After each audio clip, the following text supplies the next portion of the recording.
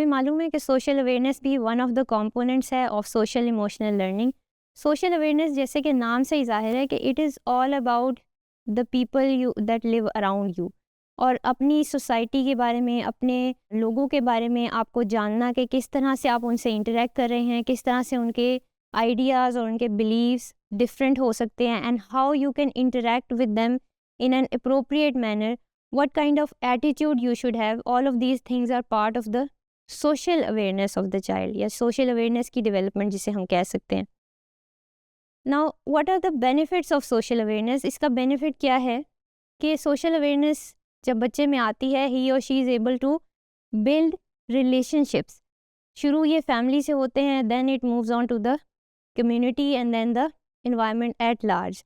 और social awareness के अंदर सिर्फ लोगों के इंटरेक्शंस ही नहीं होते, बल्कि तमाम लिविंग बींग्स जो हमारे इर्द गिर्द हैं, humans and animals and plants alike, the environment that surrounds you, how you are aware of that is also part of social awareness.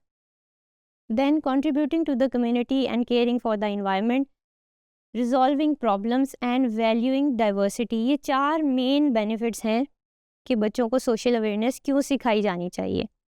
Social awareness के बेनिफिट्स को हम इस तरह से भी सम अप कर सकते हैं कि ड्यू टू सोशल अवेयरनेस आपके रिलेशनशिप्स और कनेक्शंस जो हैं वो स्ट्रॉन्गर बिल्ड होते हैं। Conflict management, you are able to do that, you are able to go through that process in a very smooth way. Then increase positivity.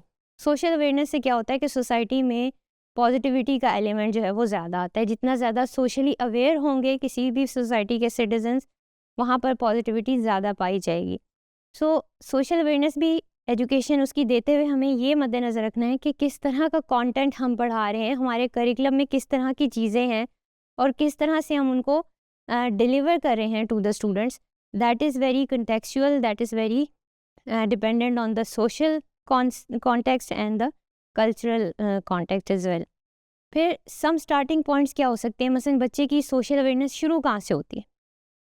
आपने देखा होगा एक तो बचपन से जो इंटरेक्शन शुरू हो जाता है, इस पर हमने काफ़ी बात की जब हम लैंग्वेज डेवलपमेंट की बात कर रहे थे। हेलोज एंड गुड बाय से सोशल अवेयरनेस शुरू होती है, and you can improve that in the process of how to greet someone, how to say goodbye to someone. So this is the very basic. Then holidays and celebrations are a good way to tell children about different kind of cultures, different kind of traditions that they have. Plus आप बच्चे को अपने traditions और अपने culture के बारे में भी बताएं ताकि उन्हें अपनी आइडेंटिटी के ऊपर इस तरह की कोई कन्फ्यूजन या इस तरह की कोई क्यूरी जो हो जो उनके माइंड में है, they can ask you directly, और they feel confident to carry themselves in a certain way, to become confident individuals belonging to a specific society, a specific culture, a specific religion, जो भी है उनका, you should build that confidence in them. फिर उसके बाद तीसरी चीज़ friendship wheel की है, जिसमें आप बच्चे के जो इमीडिएट फ्रेंड्स हैं या फैमिली है उसके अंदर एक एक्टिविटी आप करवा सकते हैं कि एक फ्रेंडशिप व्हील सा बना लें, जिसमें सेंटर में आपके बच्चे की पिक्चर और साइडों पे उसके जो भी फ्रेंड्स हैं उनके साथ आप एक कनेक्टिंग डॉट्स लगाएं। You write down the similarities, the differences in physical differences, और आप कह लें कि आइडिया डिफरेंसेस जो भी उनके हैं आप वो लिख सकते हैं, so that the child is able to understand multiple perspectives in terms of the people around them. फिर सोशल अवेयरनेस की कौन सी ऐसी स्किल्स हैं जो बच्चे में डेवलप होनी चाहिए। पहली स्किल तो ये है कि बच्चा डिसाइफर कर सके या उसको ट्रांसलेट कर सके अपने माइंड के अंदर सोशल क्यूज़ को। अब वो क्यूज़ वर्बल हैं, फिज़िकल हैं, कोई कैसा फील कर रहा है, कोई हैप्पी है, कोई सैड है, कोई कंफ्यूज है, कोई फियर के अंदर है, all of these are social cues. इसमें आप फिज़िकल क्यूज़ भी शामिल हो सकते हैं कि किसी की बॉडी लैंग्वेज कैसी है, आर दे वेलकमिंग और are they hostile towards you. इस तरह के क्यूज़ को ट्रांसलेट करना या उनके मीनिंग्स को समझना, this is one of the skills that is related to social awareness. फिर उसके बाद showing concern for the feelings of others, understanding and expressing gratitude, this is also a social awareness skill. Recognising strengths in others, अब दूसरे लोगों में जो भी strengths और वीकनेसेस हैं उनके बारे में भी बच्चे को अवेयरनेस होनी चाहिए, और विद इन उसके अंदर अपने सेल्फ के अंदर जो भी स्ट्रेंथ्स और वीकनेसेस हैं अलॉन्ग विद दैट, जो कि हमने सेल्फ अवेयरनेस में पीछे कवर किया है। सो this is also important. Recognising situational demands, कौन सी सिचुएशन में किस तरह से एक्ट करना है, सोशली किस तरह से मूव ऑन होना है, if there is a fight how the child should act, if there is a problem, if there is an emergency who the child should approach. इस तरह की सिचुएशंस के अंदर बच्चे को किस तरह से इंटरेक्ट करना है एडल्ट्स के साथ, अपने पीयर्स के साथ, all of this is part of social awareness. Caring about being motivated to contribute to the well-being of the people around them and the family, the environment, or the greater good. This is also one of the important skills that we need to teach children. फिर उसके बाद एक बहुत important skill that is part of the social awareness is relationship skills. बच्चे के अंदर relationship building की skill किस तरह से आपने promote करनी है and what kind of skills you need to develop so that they develop long-lasting and positive relationships in their lives. The first one is how to initiate contact with others and cultivate friendship. किस तरह से किसी को approach करना है for friendship or for cultivating a relationship. ये जो initiation है that is very important. Sharing one's thoughts and feelings appropriately.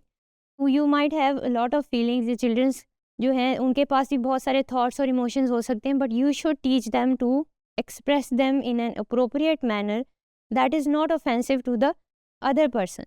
So this is also a relationship skill. Other skills are developing positive relationships, cultural humility किस तरह से पैदा करनी है कि ये नहीं सोचना कि some culture is superior than the other culture. Every culture has its own dimensions, how every culture is unique, how you carry your culture, how you represent your culture, religion, social structure, whatever that is.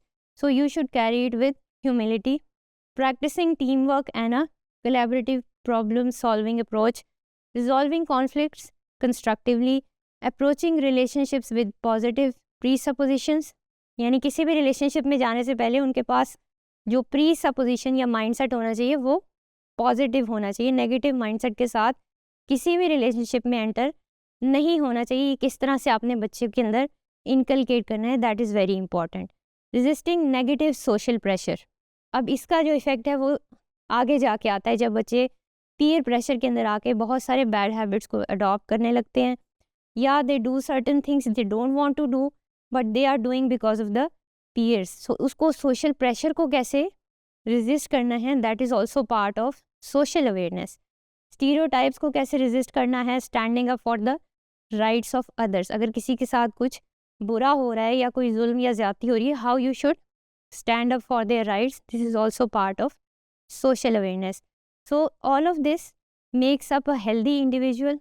If you are inculcating these skills in your children, you are adding to making a better society in the future as a caregiver, as a teacher, and that is what your role is mainly about.